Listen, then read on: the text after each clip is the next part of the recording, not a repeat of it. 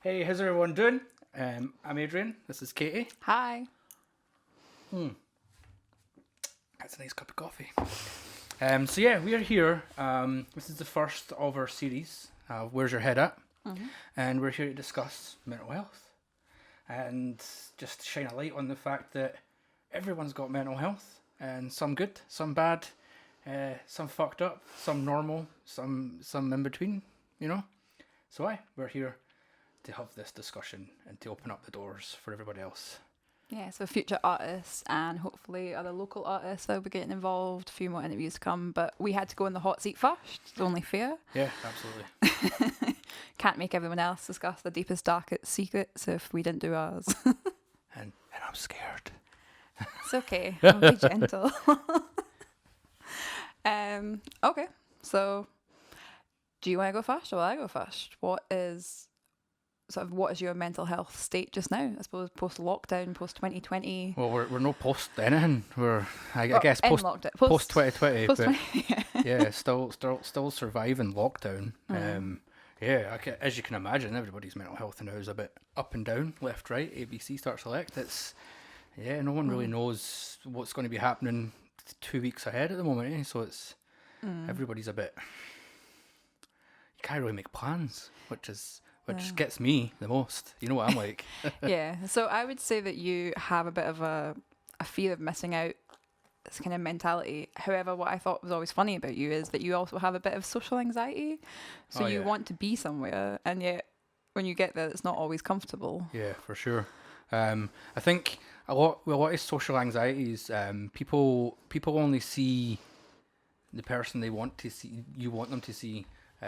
Whereas deep down inside, you could be absolutely dreading the situation you're in, but you always put that facade on. You're like, oh, I'm enjoying myself, but in reality, you just want to go home to sleep to your nice, comfy bed. But it's quite interesting that, and I think 2020 and lockdown in general has taken away events from you and stuff as well. So that I think it has made it more difficult because that's something that was an outlet, I think, at the same time. So I think running events for you was maybe that kind of social outlet, but you had control over it. Absolutely, yeah. So like, even when you're doing events with thousands of people, your head's usually in the space of I've got a job to do. I want to get it done. You'd be doing that event to one person or 16,000, doesn't really matter. You're getting on with the job.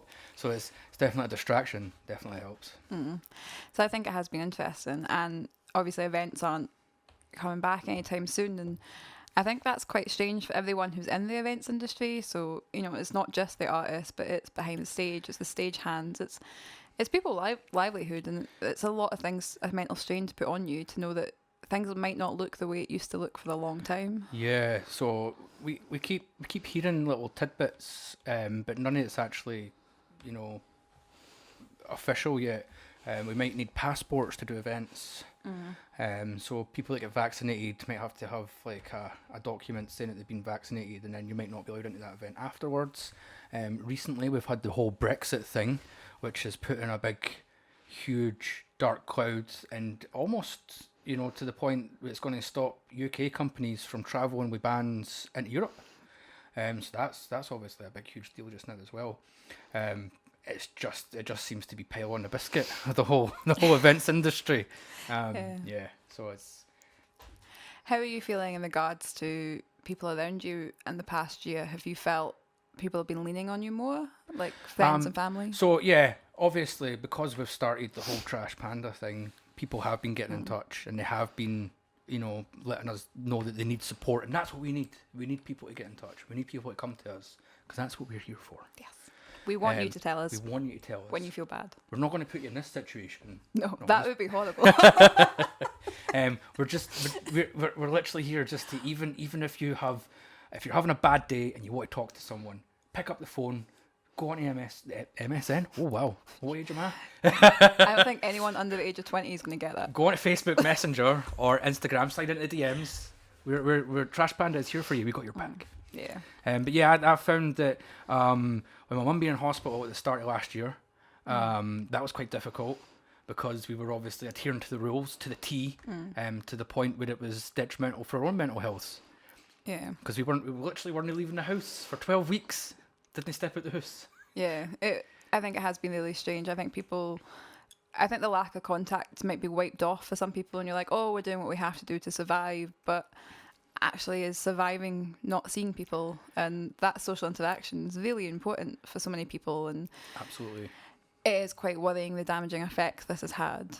And I think a lot of the time, not to take it dark too quickly, but my biggest concern from lockdown, I understand there's a reason behind it. I understand this virus doesn't care if you're rich or poor, black or white, it's coming for you. But lockdown, I wonder how many deaths lockdowns caused. Yeah, the untold numbers. Yeah. Yeah. And I think because suicide was already on the rise in Scotland for the past few years, I think when the numbers finally come out for 2020, and that won't be till 2022 that we know, I think the numbers are going to be quite scary. Yeah, even when the numbers come out, there's going to be some fudging behind it. Yeah. Because we've all seen that already. I mean, not to get into any conspiracy TV nonsense, but yeah, deaths just seem to be getting blamed on one thing just now. Yeah. And the fact that mental health doesn't really exist. Yeah, and the flu hasn't killed nearly anyone this year. What happened to the flu this year? We won't go conspiracy theory. Yeah. But mental health, I think everyone's mental health's taken a toll this year. And I think even the whole like having to isolate in a room for 2 weeks if you have symptoms and your family doesn't. Can you I can't imagine. Look, I think me and you would probably just take on the chin and just lock ourselves in the same room, because I think misery loves company, I suppose, at that point. Yeah, I might strangle you to death, but apart from that, yeah, we'll maybe come up with a few good business ideas. Oh yeah, by the way, trashpandahq.com /merch. We've got all our beautiful merchandise on there, including our brand new our hats. Got loads of hats. We bought loads of hats thinking we'd sell them really quickly because the first lot we sold out really quickly, but now we've got loads of hats. Buy a hat. Yeah, we sold a lot of the hats because we did the positive steps challenge actually, and that was something we really enjoyed doing. We didn't think the challenge would sell out, and it sold out. Yeah, in 4 days, guys. Thanks very much. Couldn't have done that without you all. That was pretty awesome. The positive steps one I thought was really interesting because we started not everyone had to join it, but we started a WhatsApp group, so the emails went out, and if you wanted to be in the WhatsApp group, you could be. But we found the WhatsApp group some people opted out of it because group chats aren't for everyone. But it definitely it became a really good place to motivate each other and just get out a little bit, and I do think it helped actually. Like I could see the people it was helping, and the group chat's still there, guys. So you know we want to keep it going. We don't want to get rid of it. We may have positive steps volume 2. But We've got some good things on there, Ryzen. Absolutely, that's coming up. But yeah, we need to talk about more of mental health because we have to. If we're putting people on the hot seat, I suppose we have to dig a bit deeper. So for me personally, I would say what drew me to like doing this as a profession was a combination of things. So I think I've struggled with depression since I was about 17, but I never knew what it was because I don't think it was something we talked about. Like, we are quite old. I think my circumstance and your circumstance are two completely different people, and this is what we've got to get across. Everyone's different, so everyone experiences mental health, either positive or negative, at different points and stages of their lives. Mm-hmm. Some people have to deal with it from a very young age. Some people are thrown into the situation because they don't have any control over it personally.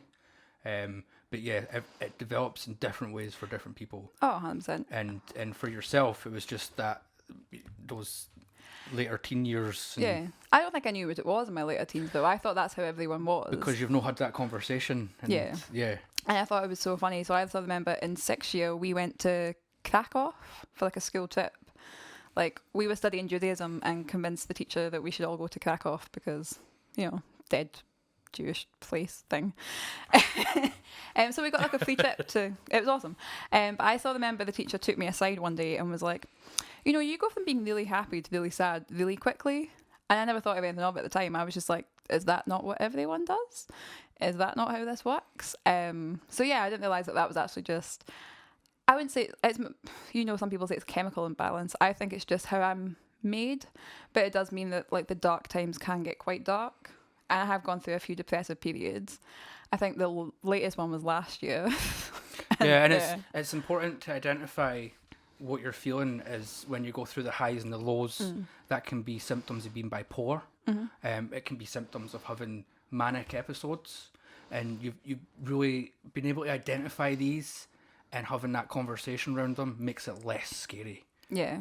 So once you open up that dialogue with someone like us, ourselves, or any mental health professional, or GPs, any of them, it's a good thing to start that dialogue. And if you're feeling a bit funny, and you don't understand what's going on, make that identification and then seek the help you need. Yeah. So what was your next steps in that kind of situation there? So I think I Crack went through off. my early 20s and didn't really acknowledge that's what it was. Like, depression was something that my mum's a psychiatric nurse, so for me depression was like what you go to the psychiatric ward for. I didn't really think of mental health as like a spectrum, whereas now I see it as the same way that you put autism on a spectrum, mental health has a spectrum. You can have depression, it can be mild, and you can have depression where you literally can't cope with what your brain is telling you. So I do think there's that kind of element. But for me, it was weird. I went through really weird depressive periods in my early 20s, but didn't know what to put down to. I had a time where I would say borderline suicidal, but more so that I don't think I was ever going to act on it, but I think I knew what I was going to do. Yeah. You went through that process, you went through how you were going to do it, where you were going to do it, who was going to find you. You had your note written out.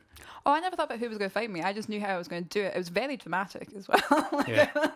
Well, that's what women tend to do. I'm not being like... No, women tend to do less graphic ways, but they do it in so men, not all the time, because actually these are statistics, by the way, not just... So that's why I think Caroline Flack, remember that celebrity, she killed herself last year, but she hung herself, and that's really unusual for women, because women don't tend to do painful suicides. So you'll tend to find that in the statistics, men are the ones who jump in front of trains, men are the ones that will jump off bridges. Young men. Young men in particular, because they don't feel they can open up, because young men mostly get told to man up. Man up. And that's the stupidest thing I've ever heard. Be a man. Don't be a pussy. You're like, being a man? Like, really? Being a man's talking about situations. Yeah. Being a man is doing the hard thing and opening up to the people that you need to open up to. And that's really important. Yeah. So, when it comes to suicide, I think that there's generally a tendency for women to be a bit more overdose on pills, something less painful.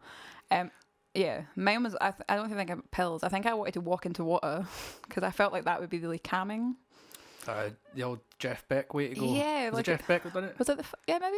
I don't remember. Anyway. Paddled into a... It never ever came to fruition, because like one day I just remember waking up and looking in the mirror, and it was almost like my brain started screaming at me, like... I meant Jeff Buckley, not Jeff Beck. Did you? Is that your Sorry about that, guys. It's a music type thing. But yeah, like one day my head just woke up and I started screaming, and I was like internally screaming, and I was like, no, like I want to live. Why am I thinking this way? And ultimately, for me, my depression went alongside with me making not bad decisions, but I always made decisions to please other people. And I think that's something really important with mental health, is that you have to learn to say no to things, and you have to learn to make other people unhappy, because it's not always about satisfying everyone else. It's not always about them being happy so you can be miserable. Yeah. There has to be like an even line to it. So I think last year was the first time I ever spoke to someone, and that was because I wasn't happy, and like had a previous job when we started Panda, and I wasn't happy in it. And like last year I did actually, for the first time I spoke to a GP, and I spoke to the community centre that they've set up, so it's like the mental health centre. And I didn't actually attend any of the classes, but actually just speaking to a random stranger and being like, this is my issue. Yeah, just putting it out there, laying it out there for someone else to hear, generally speaking, takes a lot of pressure off. And it was someone who had no invested interest in my life. Like, it wasn't a friend who wanted to see me do this, or it wasn't a partner, like it wasn't you wanting to be like, this is how we need things to go for the business. It wasn't a family member who sees my life going a certain way. It was a complete stranger. And I literally just sat and cried to her and spoke to her and said stuff that I don't think I'd ever said out loud. So why do you think you'd never said them out loud before? I think because in my head I thought I was managing it. Yeah, and that's the whole a lot of us get stuck in, thinking that we've got this. Yeah. We tell ourselves, you got this. Generally speaking, you do. But there's nothing wrong with getting a tune-up, going along and just laying it out for someone to hear. And like a high percentage of the time, that helps more than tablets, medication, and therapy sessions. Yeah. Although they're all very important steps that people need to take. Also, I was going to say, I get a bit. I totally believe that medication has a time and a place, and for some people there is no other option. Like I have friends that I've seen them on and off medication, and the difference is terrifying. But I would say that there is a trial and error. What I don't like is when people stigmatize medication. So I have seen people, and they'll jump on the bandwagon of, oh, so and so took this medication and I think it caused this. But see, if you stigmatise something to that level, and then someone hears you say that, and they have to then get offered it one day, and that's maybe the only thing that will help them, they'll never take it, because you've made it out to sound like this horrific thing that will cause. So people think it will cause Alzheimer's, or that it will cause memory loss, or that it will cause. There's loads of different drugs and different things that think people, or autism in children and stuff. Like, people think these things are triggered. But if you stigmatise something so much to the people around you, you've possibly written off something that could save their life. Yeah, absolutely. And there's that stigmatism also takes along with it. As soon as you start taking it, you get into the mindset of, when I come off this, I'll be better. Whereas in reality, people need that for the rest of their lives, and that's an absolutely okay thing to have. There are a million avenues for mental health and depression treatments that don't start or end with medication.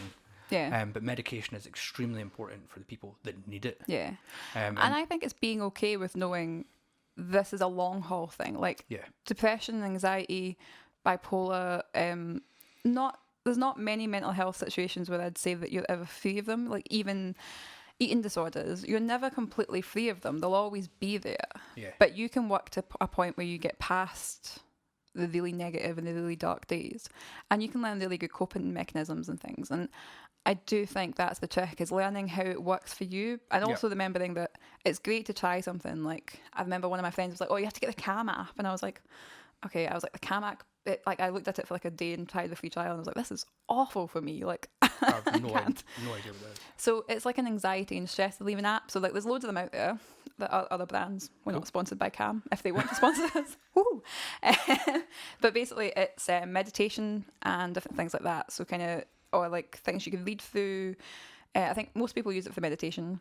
Okay. I do think it's funny that when you say meditation to some people, they instantly go, I'm not a meditator. And you're like, meditation can literally be 2 minutes before your coffee in the morning, where you just sit and calmly think. Guided meditation is an extremely powerful tool, and to start using it, all you have to do is open up Spotify. Yeah, they actually... It's brilliant. Spotify have some really good ones. YouTube have some really good ones. I actually noticed today, so I have like an app. This is probably more for the women out there. I have like a period tracking app. Right, stop plugging the apps. Like, I know, but I'm just saying, I'm not going to say the name of it, but like, it has, and it's quite weird because it has different meditations, and it kind of syncs up with your cycle. So for the women out there, there's ones that are even more specific to what you might be feeling mentally. Because hormones as well, they have a whole lot of impact. And I think for young people just now, I think what I've noticed is that people, once we get older, you kind of brush off teenage years as, oh, it's the easiest years of your life. And I was like, no, it's probably the years you have least responsibility. Yeah, for sure. But it's not the easiest. Like, no, absolutely not. And I think a lot of, you've seen it in the news now, a lot of young people are suffering with like depression, anxiety. We actually started trialing a youth program and discovered, because we went out to schools with it and kind of talked to them. And there's a school in West Lothian, which I will not name, but they've had 4 suicides in the past 2 years, I think. And that's quite... like, suicide when I was a teenager, I think I knew 2 or 3 people, but it was like 3 people that I knew. Okay. So I don't think I knew anyone directly. But I think in a class, in a 1-year situation, if 4 people had committed suicide, you would have known them. Yeah. There definitely is an issue that needs addressing in the whole young people suicide rate and how high it is at the moment. And again, that's why we're here. You know, that's why we're here, for people to get in touch and have an open dialogue with. And that's the thing as well. It's not, I wouldn't say it's not solely the responsibility of the schools. It's not the responsibility of the parents solely. They have an input to it, but ultimately this is about a community, and we have, as a community, we need to step up. Yeah. Because teachers, like now especially, like teachers are barely trying to teach because they have to work from home. Yeah. Parents, kids don't always open up to their parents, so their parents might not have a clue what's going on. Exactly, yeah. Well, I know for myself, when I was younger, my mum didn't have a clue anything that was going on in my life half the time. And the other half the time I'd tell her too much. Yeah, it's that kind of odd balance, eh? You're like, I shouldn't have said that. Yeah, and then you've just got to remember that no matter what you tell to who, what person is at the end of the day, we're all humans. Yeah. We all have these feelings. We all go through dark times. We all need support, and there's nothing wrong with, you know, making that initial outreach and making that initial first step, which is. I think it's also really important because sometimes the worst voice we have is our inner voice. Oh yeah.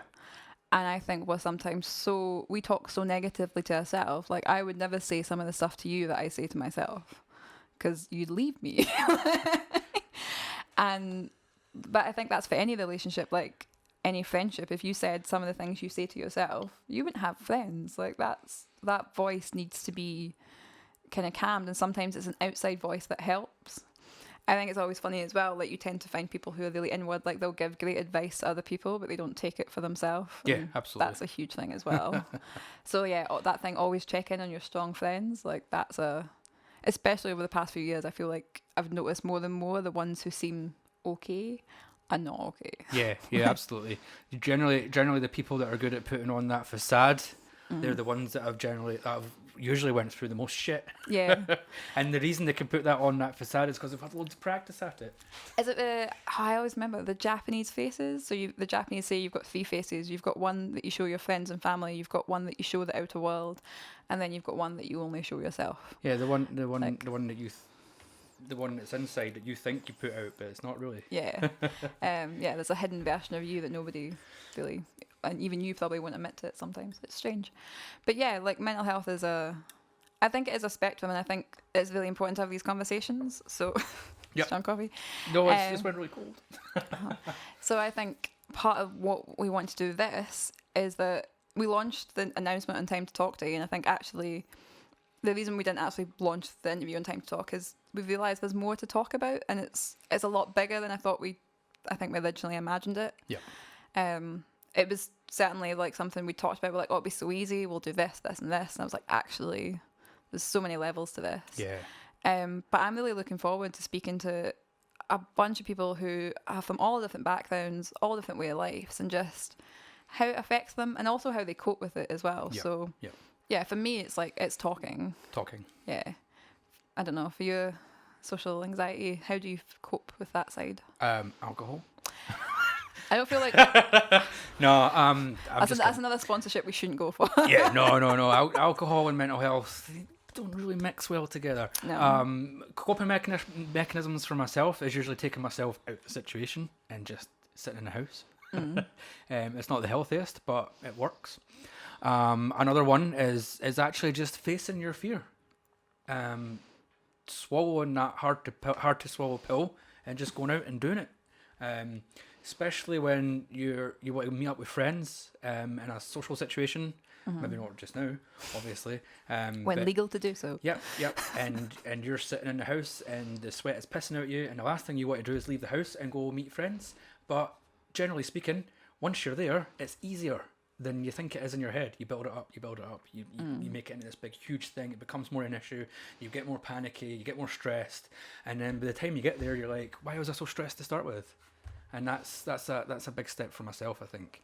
It's just biting the bullet and getting it fucking over and done with. Oh yeah, I forgot to ask at the start. Are we swearing on this? I don't. We are now. Okay, we'll have to put like a little Beep. Contains bad words. Oh, what was the thing at the start of Big Brother? You're alive in Big Brother. Please not swear. Please don't say shit or piss. Yeah. Oh well. But yeah, up next I've been in talks with a few artists, so we'll hopefully have a few ones up and running. Obviously, just now, like, our office is home. Yep. So it is technically as well legally our workplace. So we are going to have someone in to do interviews, but we're obviously trying to do this in a really safe way, lockdown. Yeah. So we will have someone in soon. We've got more than 2 meters, not between us just now, but we have the we're space to okay do it. because we live together. But yeah, we're looking to get more local artists in. Yeah. We're going to have this dialogue, this open conversation with them. Also, if you are like a local artist, so we've got, it's not just even musicians just now. Yeah, so even if you don't work have to be an behind the artist. scenes, yeah. We want to hear from everyone. We're doing a little bit of a project just now as well with the guys from Loud Poets who are spoken word artists, so like poetry, but way cooler than Robert Burns and all the crap you got made to read at school. Cooler. Well, it's just more enjoyable. Yeah, like, absolutely. More relatable. Yeah, I don't really relate to Tia Moose. To a moose. Maybe we timorous beastie. Yeah, with his loud poets, I do relate to a bit more. So yeah, we're doing stuff with them. So hopefully we'll get a few interviews with those guys. But yeah, if you guys are interested as well, if you want to come in and have a chat and you feel that your story is worth telling, the platform is here for you. We will also not make anyone do this who does not want to do this. Yeah, and also like our page, share the video. You know, even if you didn't like it, just don't share it. I know. I'm not gonna like it because I hate my own voice. Sure. So yeah, like the video, share, tag friends, tag people that you think you want to have a conversation with that you maybe don't know how to reach it. You know, send us along. That could be a wee icebreaker. Like we said before, we've got our merch for sale, trashpandahq.com/merch. The sales of all our merch go towards us doing what we're doing. Yeah. We couldn't do this without you guys. We don't have private funding. The money that we make from doing the things that we do, we spend straight back on this stuff. And that's how it's always going to be with Trash Panda. I think for other organisations, it's interesting because sometimes when you're the funded organisation, there's always this clash of like, oh, you might be competing for the same ones. We're not. So if you're an organisation and you have too many people on your wait list, we're happy to come and talk to people until you're ready to take them. So we're not here to compete. We're not here to step on anyone's toes. We're here just because the demand is probably higher than it's ever been, and we know there's a need for this. So we are here to talk. And we're quite honest about we're not perfect, but we try to get better every day. So thank you for joining us today. And next week, hopefully, sorry for the delay in this. I think I announced it was going to come out on Saturday. We've only filmed it on Saturday.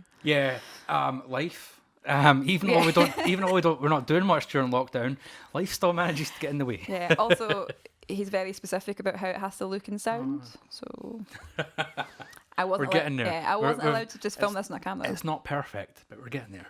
Okay, yeah.